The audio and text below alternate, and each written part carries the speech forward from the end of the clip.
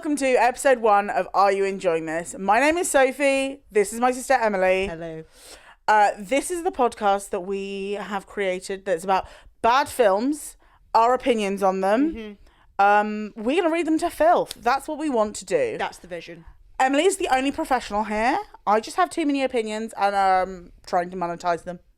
So... I think this is going to be beautiful. If you have any compliments towards the technological setup, please direct them towards me because I have been fighting for my life. But here we are. Emily is the brains and the beauty of this operation. I'm purely the mouth. Purely the mouth. So we have come to you today with episode 1 because we wanted to talk to you about not just a terrible film, but also a timely film.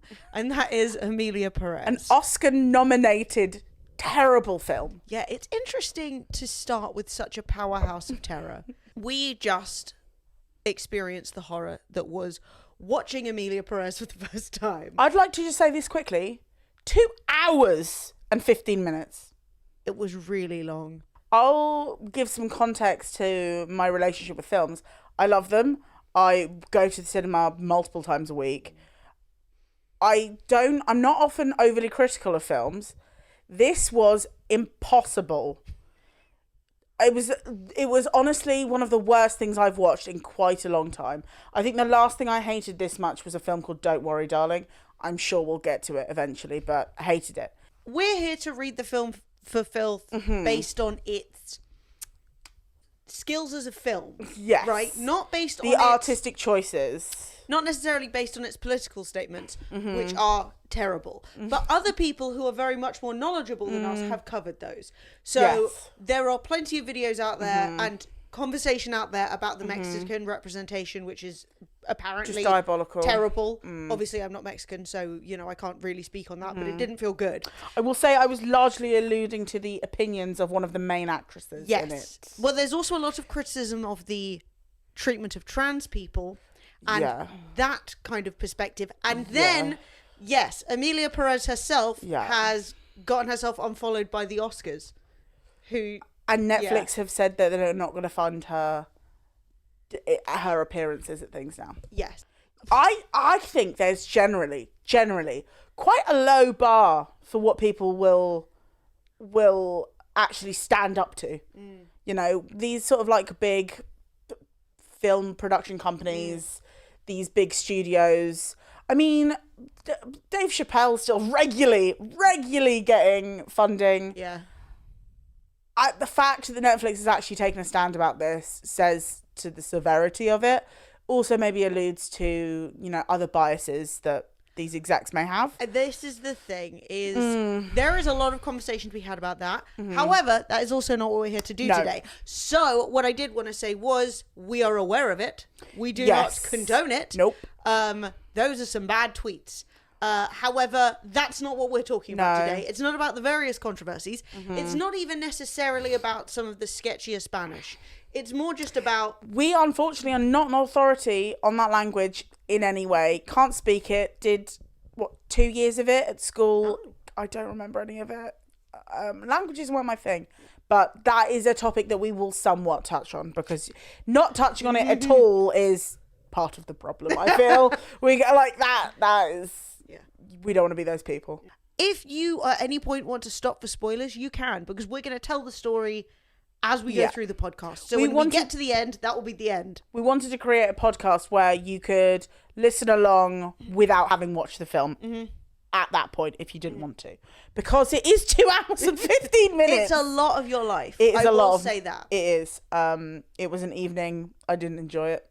No. Shall I begin? Shall I start us off? Take us there. Right, so I'm gonna be completely transparent. I'm reading the plot off Wikipedia. Yes. But as I have just seen it, I feel like that's excusable. Yes. So, a struggling attorney in Mexico City that's Zoe Saldana's character, leads the defense in a murder case involving a prominent media figure's wife.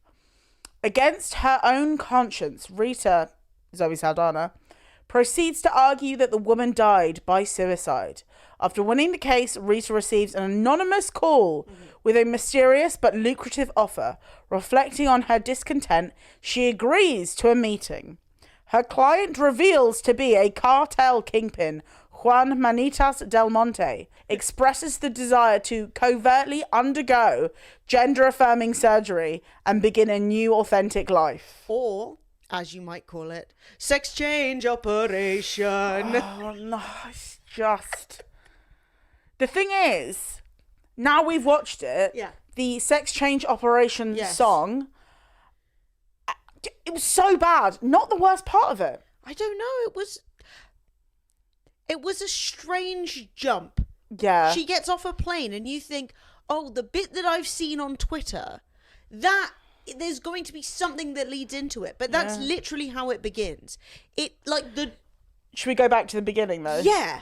It's just astoundingly edited. So the film actually starts to set our scene with a man singing in a sombrero. A light up sombrero. With lights all around it. Oh my God! The light up! He has nothing to do with anything. He never comes back. Yeah, I'll give you a spoiler. He never makes another appearance in the film. No, it's just to let you know. This is Mexico, by the way. Yeah, first shot, light up sombrero. Yeah. Can you imagine if every American film started with somebody on a rodeo bull or something? Yeah, or a man in a Union Jack shirt, eating a pie. It begins like that. And yes, you meet Zoe Saldana's character, who is sort of...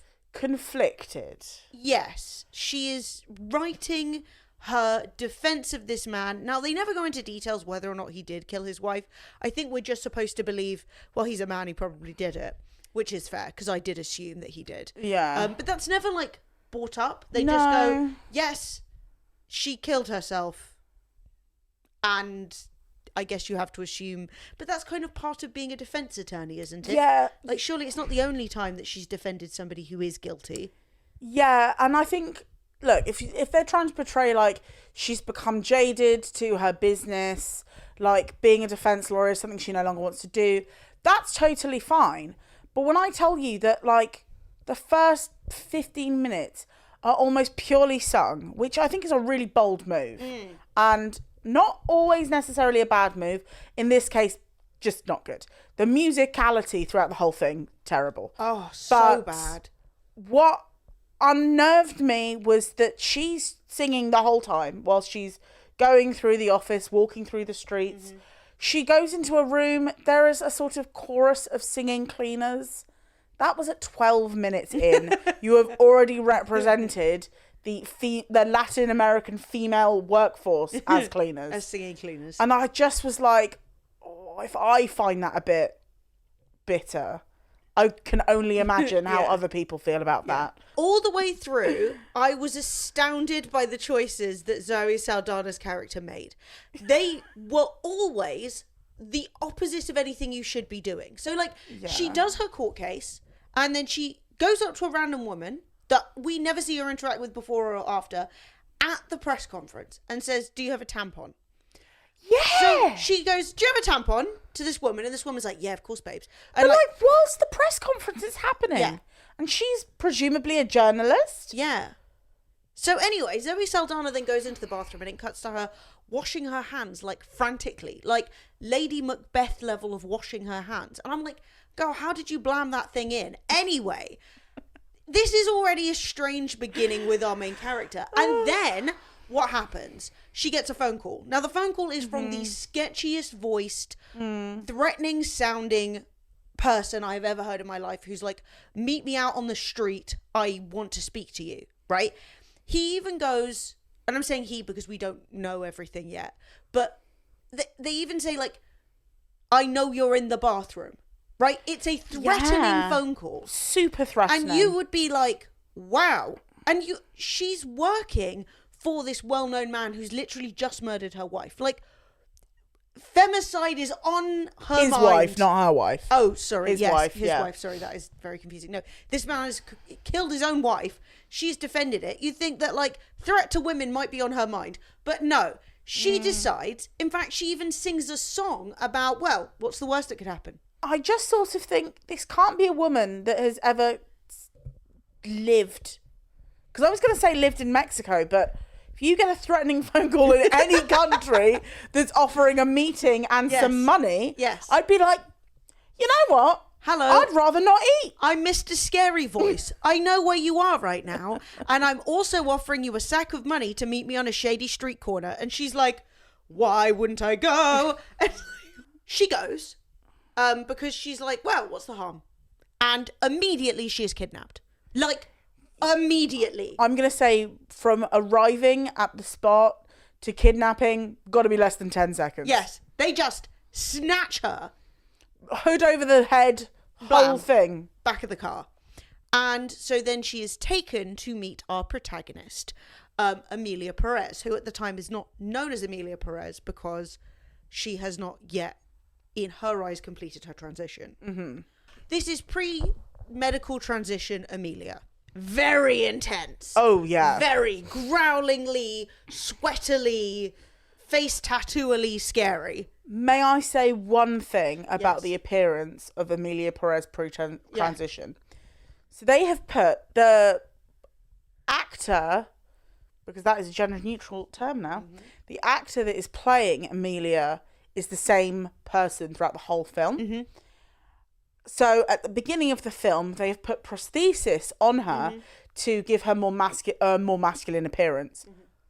The nose they have put on this actor, honestly, it's like Peter Sellers in the Pink Panther. Yeah, it's so bad. It's putting Rami Malek's Freddie Mercury teeth to shame. They're tasteful.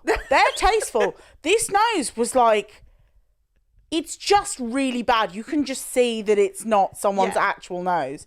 Look, it's probably the best they could do. Yeah. But to me, it did not feel like someone's face. No, it was quite off. I have never seen someone who looks like that. No. And I have seen many people in my many years of this earth.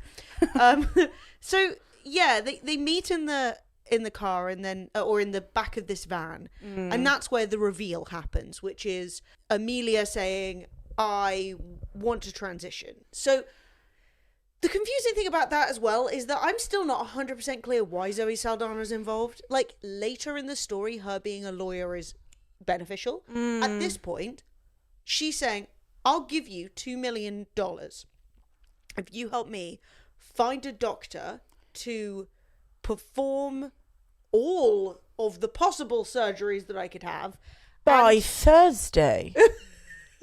Yeah, time is of the essence. Yeah, Emilia is looking for all this surgery, which she wants Zoe Saldana to do because she's competent, I guess.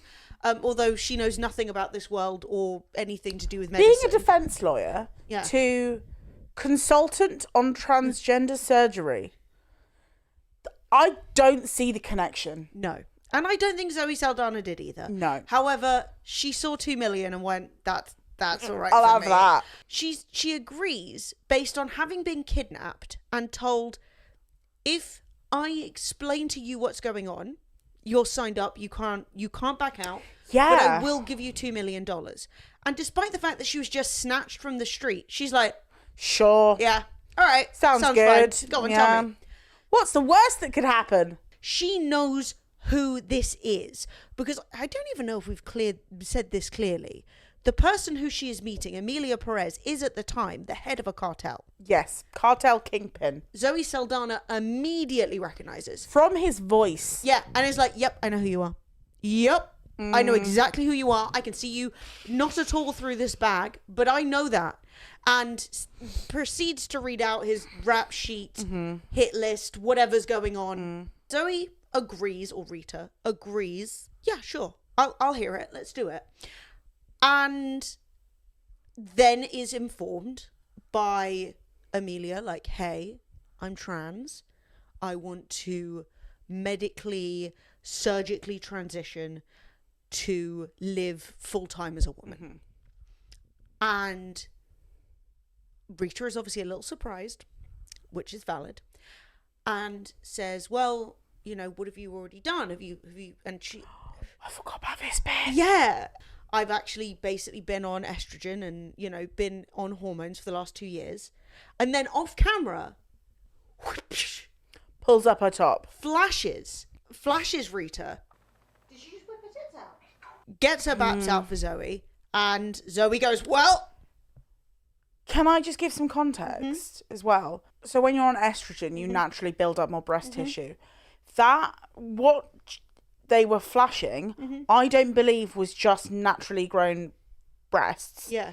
Because later on, post-surgery, you see Emilia sort of sit up in bed, immediately put her bra on. Yeah. It wasn't a surgical bra, and there seems to be no bruising or tenderness around the chest area. So what we can surmise from that is that during this time, this cartel kingpin has been taking estrogen in some ways. Yes. And has also had a full breast augmentation and implants put in. Yeah. And no one's noticed. Yeah. So, you know what? Like, binders are good, but they're not that good. I mean, maybe people noticed and they're too scared to say anything. You know, if you're the Fair cartel enough. kingpin, maybe you're allowed to do these things. So that's like the big scene. At which point, Zoe starts just flying around the world in a montage. Should we hit the next bit of the plot? Yes. Let's do this. Take me to the next level. So, after consulting with doctors in Bangkok, which is where La Vaginoplastia, the song, is performed. That's exchange operation. And Tel Aviv, Rita finds a surgeon who agrees to perform the procedure after hearing Emilia's recollections of gender dysphoria during childhood. Following the procedure, Manita's children and wife, Jessie, are relocated to Switzerland for their safety. Rita receives an exorbitant sum of money, while Emilia, stages a fake death and begins a new life as Emilia Perez. Quite early on in that bit, when Zoe Saldana has gone to Tel Aviv to find this doctor, there is a song that is performed called Lady. Yes. And I wrote down in my book, I need to pull up the English translation of this song. Yes. And I will say, I have absolutely no idea why Emilia/Zoe don't go with this surgeon, who is seemingly in an incredibly high-tech hospital and has different patients on every possible surface, just spinning around, getting every surgery possible. Like, I don't know what was wrong with this hospital, that they needed to go to a much worse looking hospital in Tel Aviv. But what do I know? During the scene where they're depicting a topic that's quite debated at the moment, which is gender affirming surgery, which, by the way, all plastic surgery is gender affirming, in my opinion. They're literally swinging people around on gurneys or like hospital beds. There's some women with what appears to be Brazilian butt lift surgery, cheeks to the ceiling. Like, it's a very, in my opinion, reckless depiction of what plastic surgery as a whole looks like. It's so jarring. It's so odd, is all I can say. We then go to Tel Aviv, where this doctor proceeds to perform the song Lady, which Sophie is now going to give you a marvellous spoken word production of. In English, the first verse goes like this. Trigger warning for some real not good transphobia. You know I only fix the body, skin, bones, but I will never fix the soul. If he is a he, she'll be a he. If he is a she, she'll be a she. If he's a wolf, she'll be a wolf. If he's the wolf, you'll be his sheep. It is not good. I just don't know where somebody got those lyrics from. No. I the whole way through this film, I just kept asking myself, what is it trying to tell me? What topic is it trying to educate me on? Of this film? Yeah. I can't tell you. I don't know. So then she sort of rebuttals and she says, Doctor, I know you did a lot of studies, doctor, but let me say I disagree. Changing the body changes society. Changing society changes the soul. Changing the soul changes society. Changing society changes it all. She also goes on to say a question that I've written down because I'm curious. We did take notes. We took notes. She says, you don't know what it's like to be queer. To which I go, is that character queer? Yeah, from what we saw, we did not see any queerness from Zoe. I have no assumption up until this point of the film that Zoe Saldana is queer in any way. No, and it's never suggested again. Nope. Also, how do we know the Doctor isn't queer? Like, you can't just go walking up to people and going, you don't know what it's like to be queer. You don't know. You have no idea. She's never met this Doctor before. There's just a lot of assumptions. There's a lot of telling you what's going on rather than showing you what's going on. So much. There's also a little bit in it that is never touched on again. She books a first class flight and the cartel come back and like rough her up and they're like, how dare you book first class? Well, this is what was really interesting. So this is all slightly before the Tel Aviv lady conversation where Zoe is really coming to Emilia's defense and saying, no, you have to do this surgery for some reason. Just before that, while she's booking these flights, so Emilia has said, all of my money is at your disposal. All of my wealth is at your disposal. You need to make this happen and fast. And so Zoe Saldana calls someone up and says, I need to be here, here, and here by Thursday. It's kind of unclear where. Rio to Mumbai, from Mumbai to Bangkok, Bangkok to Tel Aviv, da da da da da. And she's like, and I need to be back by Thursday. We have no idea why, but Thursday is very important. They go, no, we can't do it. And she's like, well, maybe business class? And they're like, you just can't get there in time. And she's like, well, what about first class? And they're like, now that will get you there in time. Yeah. How? It's all the same flight. It's the same flight. It's just different seats. So anyway, right, Emilia is like, money is no object. Get this done. And the woman on the phone is literally like, how do you want me to get you there? A rocket? And then she's like, first class. And they're like, got you. Sorted. Yeah. But then, immediately after, Zoe is in her own house, in her apartment, and a bunch of thugs burst in through the walls, allegedly, and put a bag over her head, like a plastic bag, and go, what are you doing spending all this money on first class? You shouldn't be doing that. Well, then why don't we just have a scene saying money is no object? You didn't have to say that if it wasn't true. Yeah. It contradicts itself almost every scene throughout the entire film.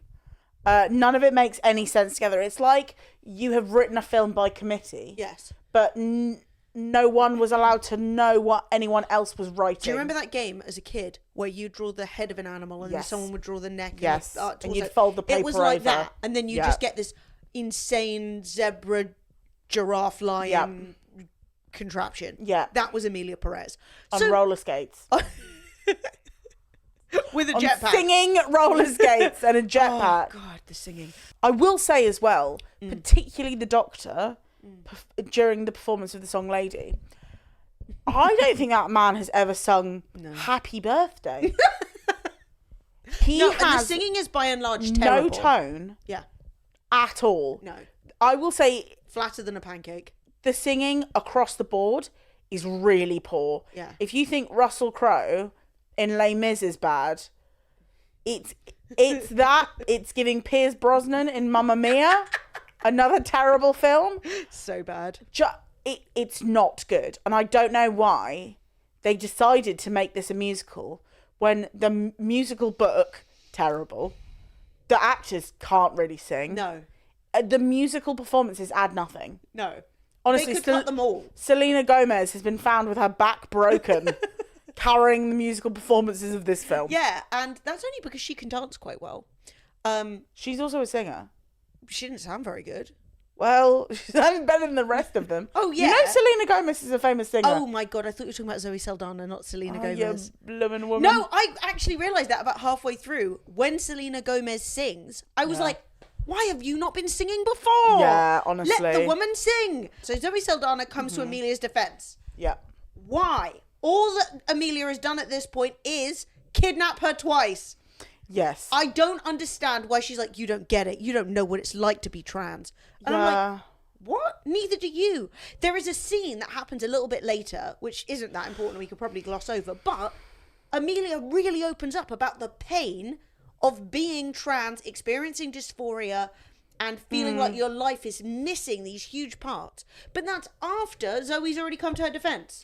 I think if we debate the validity of people's actions in this film, we will be here in this 1,000 podcast will be 10 hours long. And so we will continue. We will continue. I would like to discuss, though, the decision from Emilia pre-transition to, instead of relocate her family and explain to her young children what a transgender person is, what a sexual reassignment is, she decides to fake her own death and abandon them in Switzerland, a place they have never been, where they largely speak French, which is a language none of them can speak. Yes. Not even in Zurich. No, it's like in a blizzard. Up a mountain. Here you go, Switzerland. Yep. And the only thing they ever talk about in Switzerland is the skiing. Yeah. Which, okay then. Yeah, the kids come back and they're like, but we love to ski now, Father. Yeah. Can't speak French. Still speaking perfect Spanish. Yeah. Absolutely word perfect Spanish. Especially bearing in mind that their mother is canonically American and therefore does not speak terribly good Spanish. Which was actually changed specifically for Selena Gomez. Yes. Because her Spanish is so poor. Yeah. Zoe Saldana gets her money and hooray, Emilia's off to transition. Manitas is dead. And Selena Gomez finds out on the news that her husband is dead. Because they said, they found some DNA. I'm not sure if that's how we decide that people are dead, but okay. Yeah, I'm quite aware that usually there is something like, how broken down does a body have to be before they're like, we can't even do any dental? Maybe we can't debate that. No. That makes no sense to me, but okay. Manitas is gone, and 4 years have passed. Back to Sophie. 4 years later in London, Rita, Zoe Saldana, encounters Emilia, who wants to reunite with her children. Rita brings Jessie, Emilia's wife, and the children back to Mexico City to live with Emilia, introducing her as a distant cousin of Manitas, who has volunteered to help raise the children. Jessie does not recognise Emilia and opposes the arrangement, ultimately only agreeing to return to Mexico to reunite with Gustavo Brun, a past lover with whom she had an affair during the later years of the marriage. We don't need to jump to Gustavo, but I do just want to say I'm not confident he has almost any lines in the film, and he is certainly not introduced before he suddenly becomes a major plot point for her wanting to come back. If Selena Gomez, the character called Jessie, doesn't know the plan is for her husband to have a sexual reassignment surgery and die and come back as Emilia, what did Selena Gomez think about the breast implants? Because I feel like even if you're not intimate with your partner all that often, or your partner often wears like a top or a t-shirt, are you telling me that there was nothing you could notice? Because I will say, when Emilia starts to dress how she feels as a woman, she's got quite a good set of boobs on her. She's got a rack. I would say that's a good E or F. Yeah. Those are some quite big boobs. Yeah. She's not gone for the polite boobs. They're quite large. The idea that you would be able to transition medically and have a surgery over the span of 2 years when you're still with your partner and they never flag that. No, not even a bit. I don't think that could ever happen. You would have to be so long distance for forever. Yes. You could never see each other. How do you hide that? No, you'd be like, have you got a cracking rack? Or is that just me? Are you telling me that they lived for 2 years in Mexico City together? Never went swimming? No. I don't know how you conceal that. It's crazy. If we've gotten this wrong, by the way, and you know some more information, please leave a comment. Yes. Because this, for me, is the biggest confusion of this film. And there's a lot of them. And there's so many of them. I will say as well that when Emilia goes in and gets her surgery, and I say surgery because she wakes up, head to toe bandages.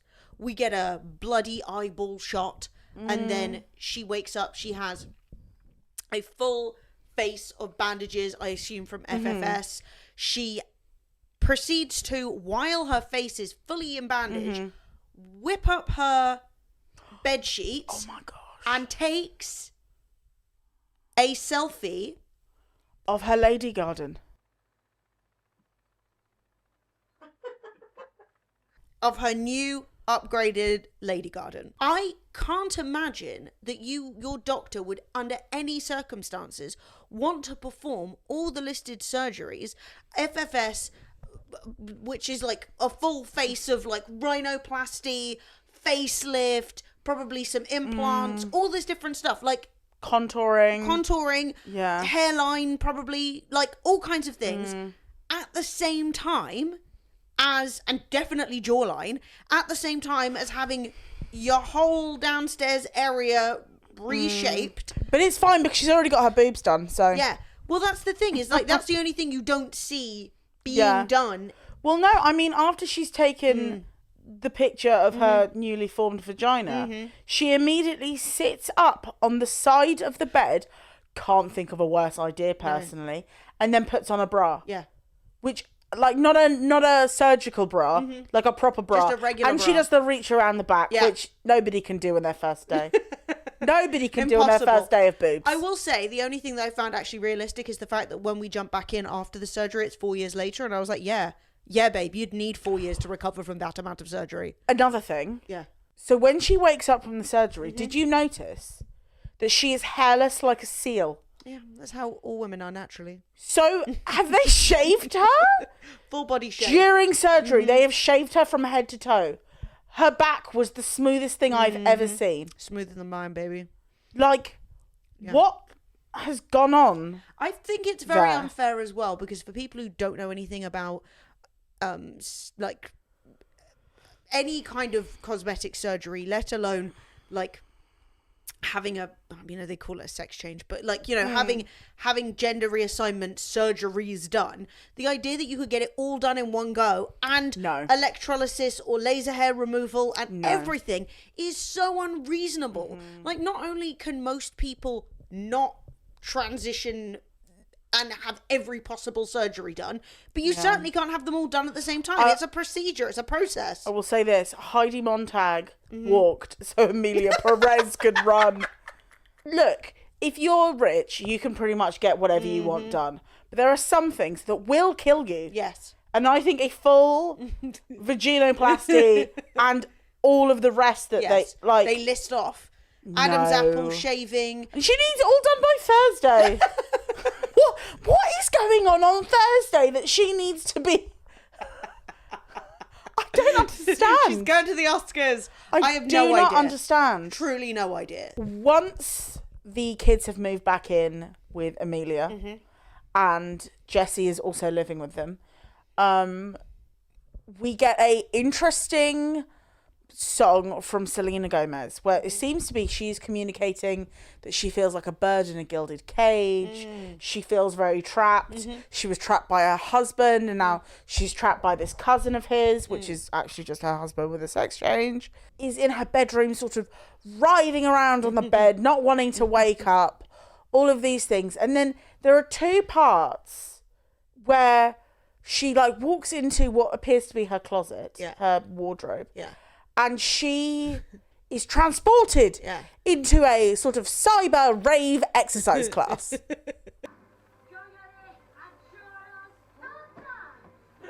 And the full cast of Lady Gaga's Abracadabra music video are there. You wish it was like that. It's like an old school scene rave. Yeah. It was it was a confusion. Yeah. And I was just sort of I wrote down, this is word for word, What is the angry Selena Gomez exercise class about? Yeah, and it's sort of just jumping back and forth with no sense between her in her bedroom and the angry Selena Gomez exercise class.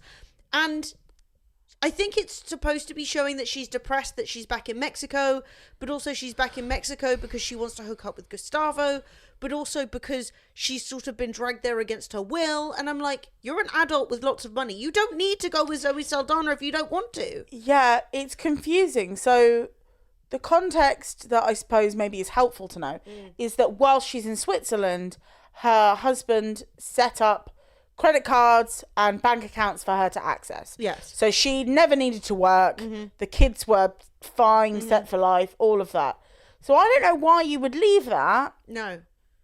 Come back to Mexico City. I mean, I suppose you come back because you've got Gustavo there and you want to marry Gustavo. Yeah, but we've never heard of Gustavo or seen him before. No. So for me, it was confusing and unsatisfying until she gives us the strange performance of My Pussy Hurts. I Miss You. What was that? I don't know if they meant like aches, but hurts is not the word I would use when missing a lover. No. You need to go to the gynecologist, my darling. Girl, that is a condition. Sounds like bacterial vaginosis. Not good. You've got the biv. Yeah, you've got the biv. Does it smell like fish? You got the biv. That's not going in. I'm telling you right now, that's not going in. That's gross. And everyone has turned off the podcast. What? No, it's so funny. Right. So there is also a song during this period that is sung to Emilia by her children. And the song is conveying that her kids feel comforted by her and that she reminds them of their dad because she smells like him, right? Which is a very lovely, a very lovely moment for her. However... Yeah, the note I took for this was most complex smell of all time. These are the things that Emilia is listed as smelling like because she smells like the children's father. Okay, so I'm going to read to you all the things that these children say she smells like. You smell like the mountains, like leather and coffee. You smell like food, spicy, spicy. You smell like sugar, lamb on the fire, the smell of the engine, Diet Coke with lemon, ice and sweat. You smell like little stones warmed by the sun. It smells like mint, mezcal and guacamole. You smell like dogs in the car. Why? I forgot about dogs in the car. If somebody said to me, it smelled like a dog in a car, disgusting. I'd be like, oh my goodness, I'm so sorry. I'll go have a wash. You smell like sweat and car dogs. Yeah. You smell like cigarettes. And that's the last one. We never once see Emilia smoke either. No, I think we do, don't we? Oh, maybe there's a cigar. I don't know. There were so many things There was about a this lot film of I didn't stuff. notice. The point being, it's an insane song, and it's insane to see a child sing that. And if you did smell like that, I would say hot meat and car dogs. That has to be quite contrary to her gender. Yes. To smell like an engine, hot car animal, and cigarette. Oh, I suppose women can smell like cigarettes, but doesn't feel particularly... It's certainly not affirming, and it's funny as well because she's like, well, I wear perfume. And they're like, we hate your perfume. We hate your perfume, it's disgusting. Like, at one point later in the film, we see her have a full breakdown wearing heels and a pencil skirt, okay? And that is not clothing you want to have a breakdown in. So I can tell you right now that there is no way that she smells like guacamole and spicy, whatever the hell. It's very strange, and it adds almost nothing to the overall film experience, except it is sweet to see Emilia bonding with her children. I would say of all the relationships that are supposed to exist in this film, the ones that felt the most actualized and real were between Emilia and her children. You could really feel like she loved those kids and she was desperate to have access to them and be closer to them. However, faking your own death is probably not a great way to do that. I'd say that would jeopardize your ability to have access to them in the custody hearing quite strongly. But you're dead, indeed. Yeah. So the story continues. Adjusting to their new life in Mexico, Rita and Emilia have a chance encounter with the mother of a missing child, which causes Emilia to reflect on her criminal past. Oops. Emilia later puts her son to bed, and the son... Oh, this is all about the scent. The son confesses he still recognizes her scent. Remorseful, Emilia utilizes her connection with incarcerated cartel members to create a non-profit that identifies the bodies of cartel victims. Rita and Emilia collaborate in growing the non-profit and recruiting donors, some of which Rita points out are dangerous and corrupt. Epiphania, a woman whose abusive husband remains were identified by the non-profit, meets with Emilia to confirm his death, and the two subsequently begin a relationship. Now, that's a lot of information that's just happened there. And you know what? It's done mostly in montage. So you don't need to worry. You didn't miss that much. Essentially, what happens is that Emilia and Zoe Saldana go from... Well, actually, something else we didn't cover is when Zoe Saldana is asked to help Emilia again, right? She runs into her in London. She has a complete mental breakdown about how dangerous Emilia is. You've come back to kill me. I know your secret. And then she's like, nah, I'm not going to kill you. And Zoe's like, okay, cool. And it's once again a situation where it's like, Zoe, she had 4 years to kill you if she wanted to. Why would she show up face to face to kill you now? Zoe's survival instinct is completely on its head. Like, it makes no sense. So now they're kind of pals, you know? You know how it is, we just gal palling together around Mexico. Yeah. And yeah, this woman puts a poster on the table and she's looking for her son, like Octavius. They're both like, oh, you did a bit of that, didn't you, Emilia? And Emilia, remembering, actually, I have children. Not just going to try and find the bodies, but also get a lot of positive feedback. Like, position herself as, like, the savior of these families. When, realistically, a lot of these people died at her word. And because of her business. And she's there like, it's me, Emilia. I'm saving the day again. They're, like, hugging her and kissing her hand. Yes. And, like, falling to her feet. And I'm like, this is sick. It's messed up. This is quite sick. Yeah. And really twisted. There's a scene where they are throwing a benefit for their new non-profit. Yes. And it is a scene where Emilia is giving a quite impassioned speech to all of these people that she knows that have money, some corrupt, some not.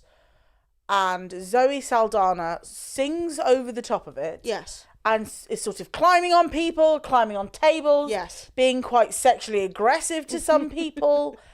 And using really ableist language. Yeah.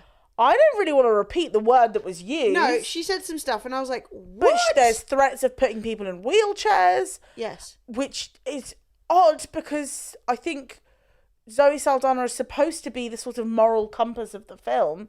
She's not. I'm going to be real. I realised at the end you could cut Zoe Saldana out of this entirely. Yeah. She provides...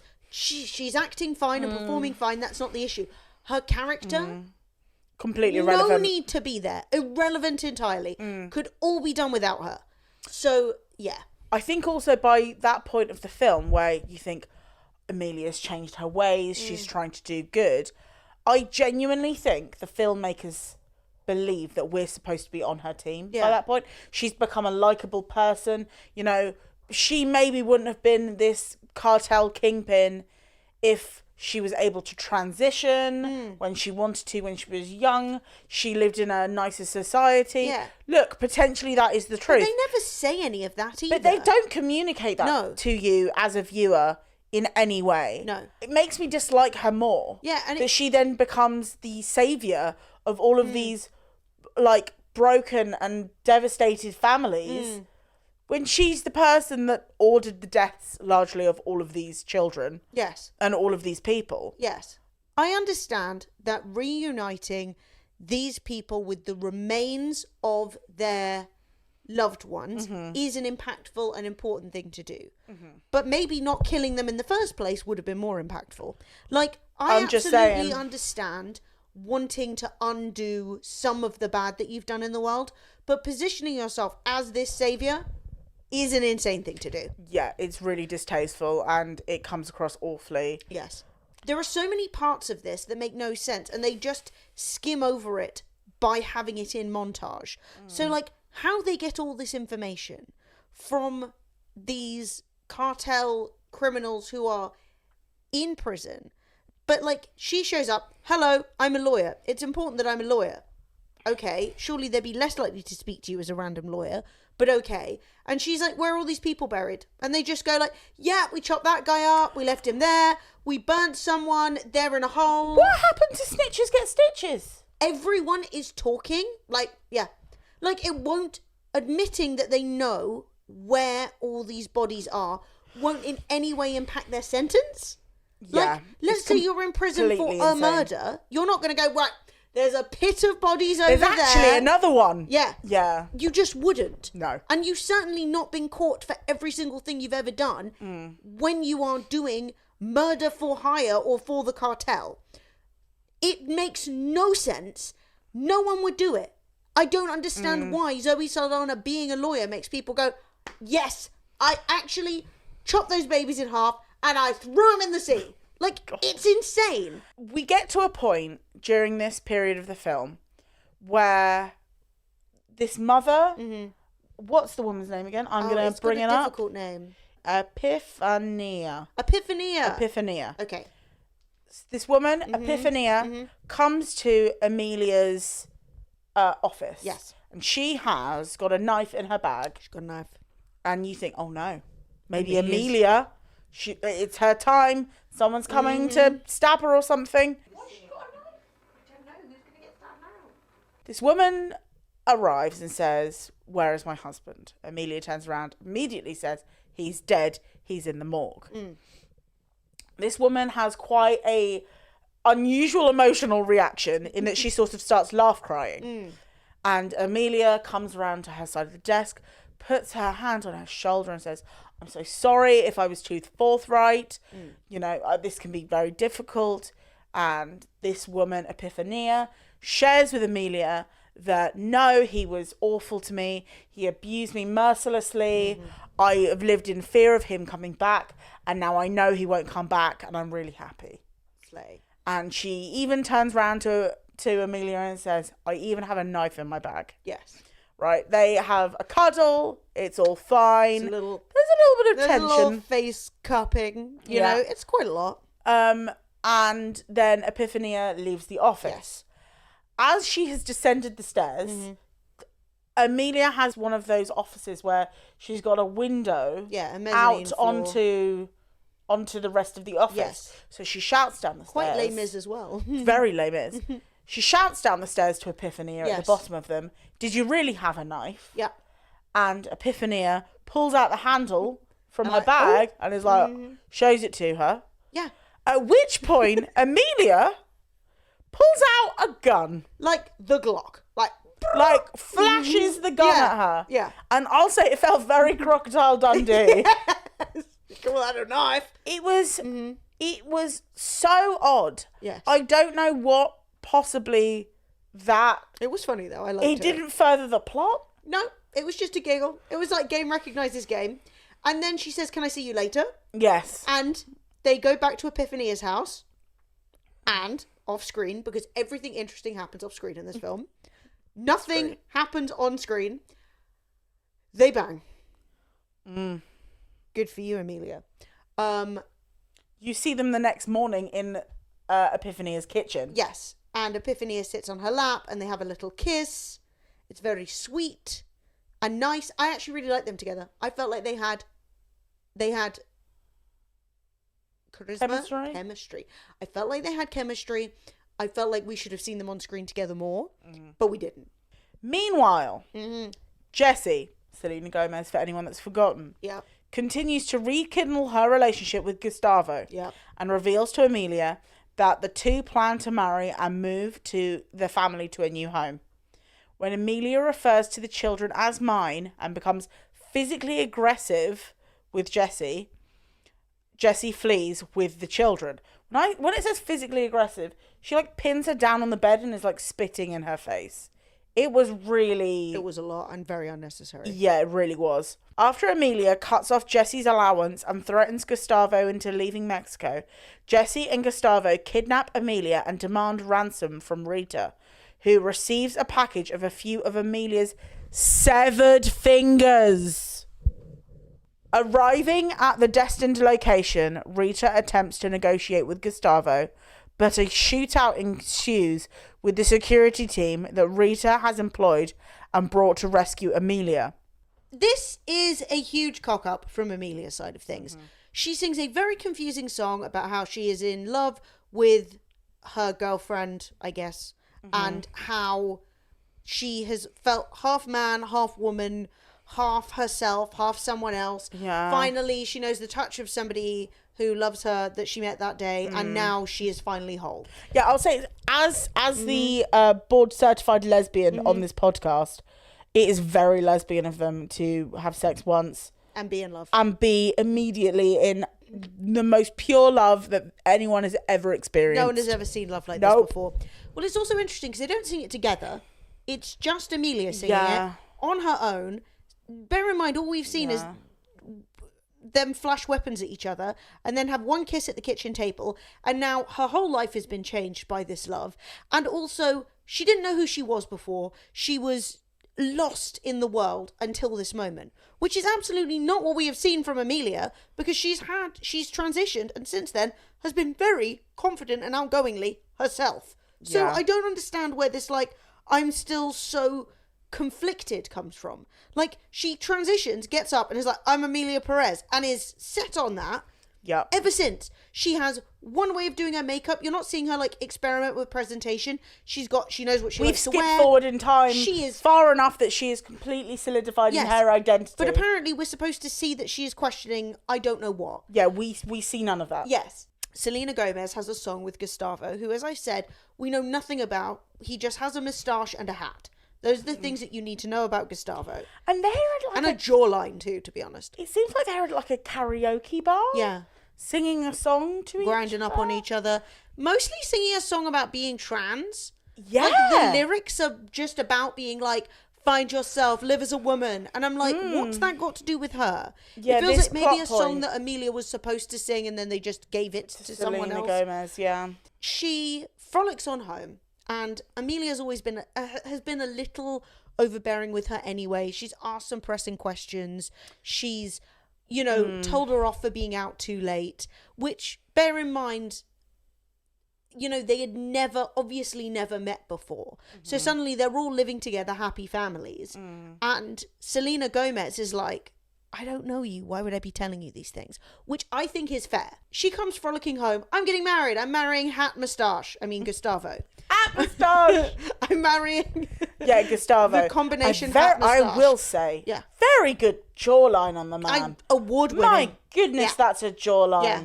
He must clench his teeth in his sleep. He's mewing. I He actually is do, mewing. and it's doing nothing for me. Me too. I can't stop clenching, and it's doing nothing. So, anyway, she comes home, she's happy, she has a shower. Now, Emilia already is overstepping. She walks into Selena's bedroom. Selena is popping out the shower, right? Just in a towel. And she's in there, hi, it's me, Emilia. Yeah. It's too much. It does feel like she's very imposing, which I suppose makes narrative sense in that she wants to have more of a say on how her children are being brought up.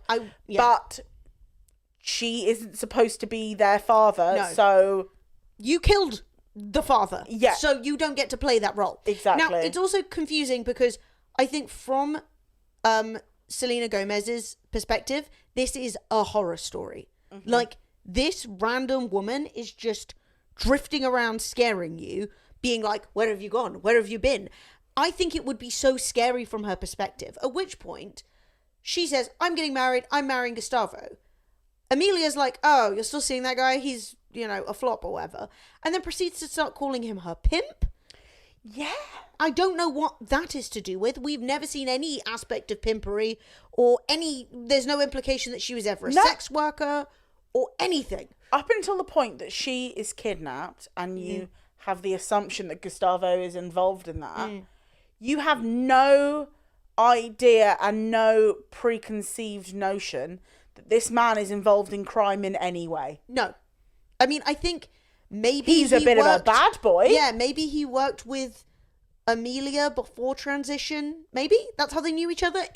There's no detail. No. There's no detail about any of it. You don't know why anyone knows each other. Anyway, she says, yeah, we're going to move to some new place. We're going to move out of this house. We're going with the kids. We're going to get married. It's going to be great. Emilia, rather than saying, wow, I love the kids. I love having you guys here. Maybe you could live a bit closer. Finding a compromise that respects Selena Gomez's position as their mother and an adult woman who wants to move on with her life, loses her mind. She goes from, calm and having a conversation to, astride her, astride Selena Gomez, shouting in her face, physically dominating her, putting on a very deep voice, which I thought was not a good choice. No.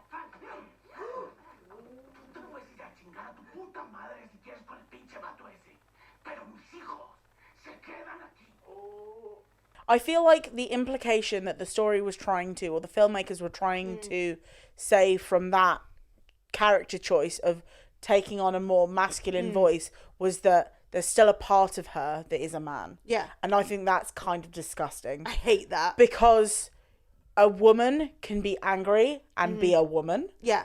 Being angry is not a gendered behaviour. No. But they make it such a... she's overpowering her. She's so much larger. She's got this deep voice.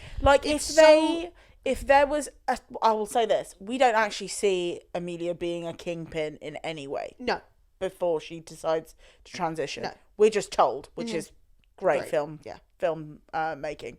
At this point, Jessie, Emilia Gomez, is on the phone with Zoe Saldana and quite astutely shouting down the phone to her, my credit cards have been cancelled, my bank account has been closed. How has the distant cousin of my now deceased husband managed to close my accounts? Yes. And stop my credit card? Zoe Saldana is basically like, I don't know, I'll check. Yeah. Because it seems like Zoe Saldana has been brought in to sort of manage the family in some way, but the non-profit, but we don't really know why. We don't know why she's there. No. It turns out that Emilia has been kidnapped. Yes. 3 of her fingers turn up at the office in a parcel.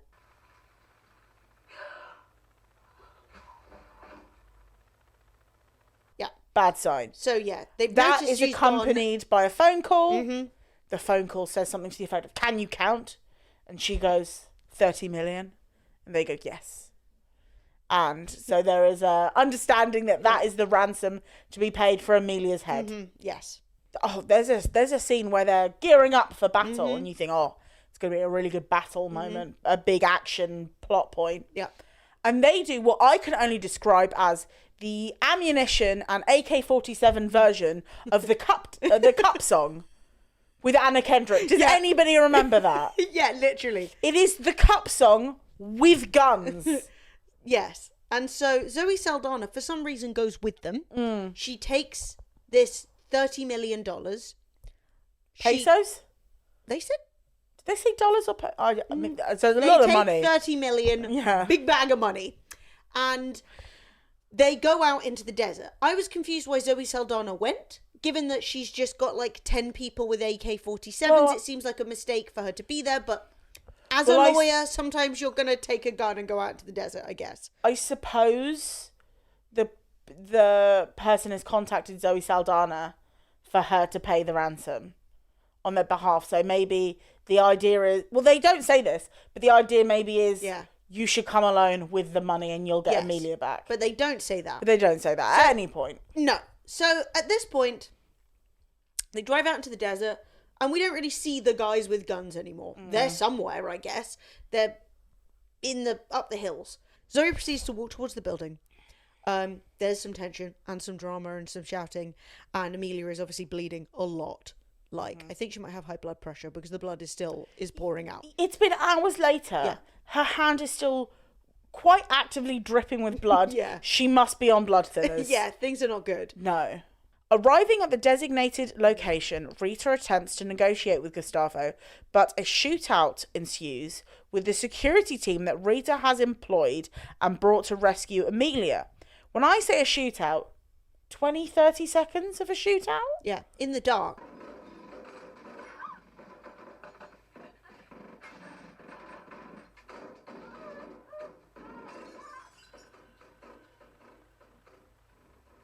In the dark, you can't see it. You see a bit of muzzle flash. You don't know who's dead. Honestly. You don't know who's alive.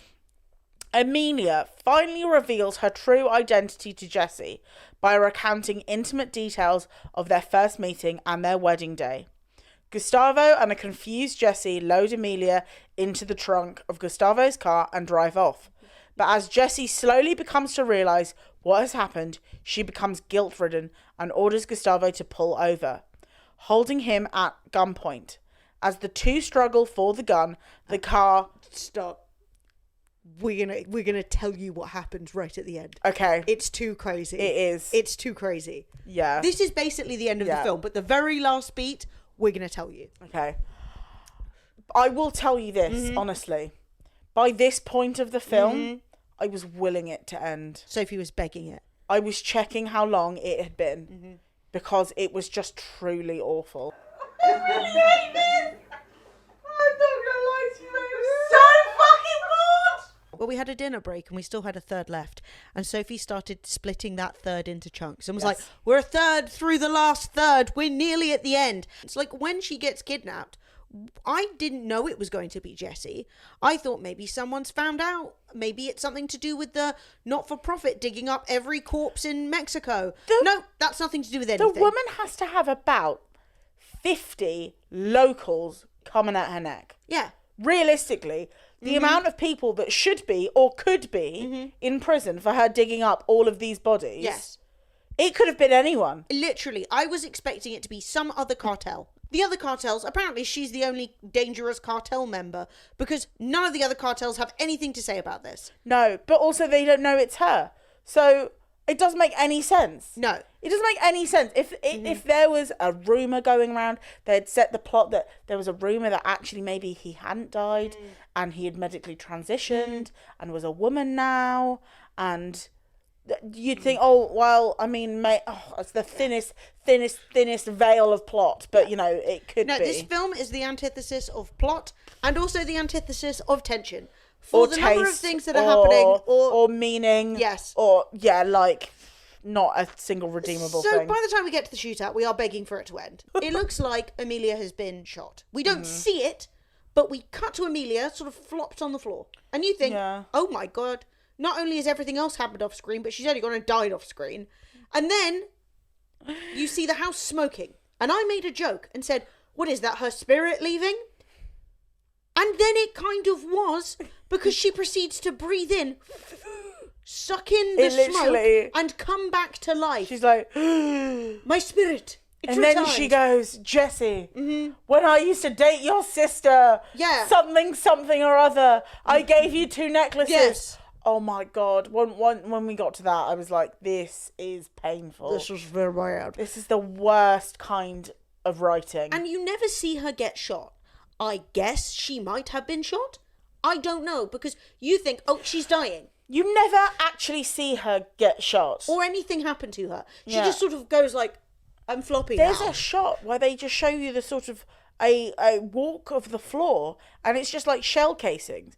But realistically, we can't have seen that many shots even go off in the film. Yeah, you're like, I deny that. But like, why would you not include that? And we have no idea who of the gunmen are dead. If there's no tension building because you never see anyone get shot. No. So there's a shootout. You know that there's a potential people have been shot. No idea who. No. So, The 4 people that are actually named and that we know personally in this scene, not one of them receives a single bullet. That we know of. Yeah. So Jesse and Gustavo, after this shootout, proceed, and like Zoe Saldana's fine, no need to stress about her, proceed to throw Emilia in the boot. They're very strong. It's difficult to pick up somebody floppy. But anyway, they lob her in the boot and proceed to drive off. Amelia and Jesse are both, like, coming to realise everything that's happened, right? Jesse obviously has heard this story and has realised, oh my goodness, you're Monitaz. You're not a distant cousin. You are essentially my husband. And as they're driving away, she is, like, starting to freak out and screaming, like, stop the car, stop the car. And the car is going all over the place. Bullets are going out the ceiling, like, through the roof of the car. For some reason, Gustavo will not stop. He won't, for any reason. Where did she even get the gun from? I mean, there was enough bullets around. There's a gun somewhere. She's got her own gun. Maybe it was the gun that Emilia flashed earlier. And then they flip the car. And you are like, oh my goodness, no one in there has a seatbelt on. You're aware that whatever was going on with Emilia, she's in the boot. She's not in gonna a be pickle. good. That's not good. Yeah. And you're thinking, wow, I wonder if anyone's going to survive this. And they slowly pan into closer and closer into the wreck of the car. And then it explodes. Like Looney Tune style. Yeah. Just like boom! We laughed a lot.